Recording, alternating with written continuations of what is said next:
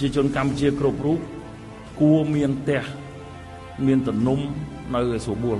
បាទប្រទេសយើងពេលណាដែលយើងលែងមានសំណង់មិនរៀបរយហើយទាំងអស់គ្នាមានផ្ទះនៅស្រួលបួលហើយអាហ្នឹងយើងសុខសាន្តត្រានហើយលែងអីហ្នឹងបាទអញ្ចឹងខ្ញុំកាតព្វកិច្ចរបស់ខ្ញុំចំពោះមុខហ្នឹងហើយបន្តហ្នឹងគឺត្រូវរកដំណោះស្រាយជូនពុកម៉ែហ្នឹងហើយបាទដើម្បីពុកម៉ែហ្នឹងមានផ្ទះនៅពិតប្រាកដបាទ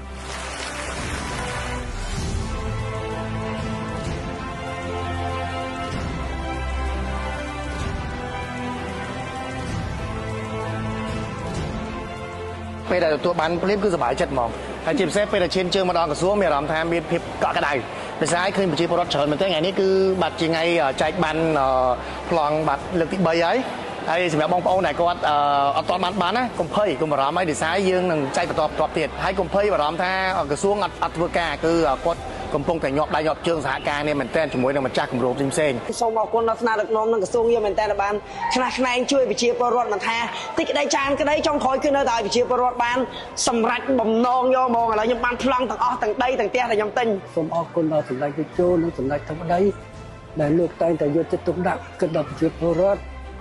បានឲ្យក្រសួងរៀបចំឯកសារបានទទួលនៅក្នុងកម្មសិទ្ធិដីធ្លីនេះ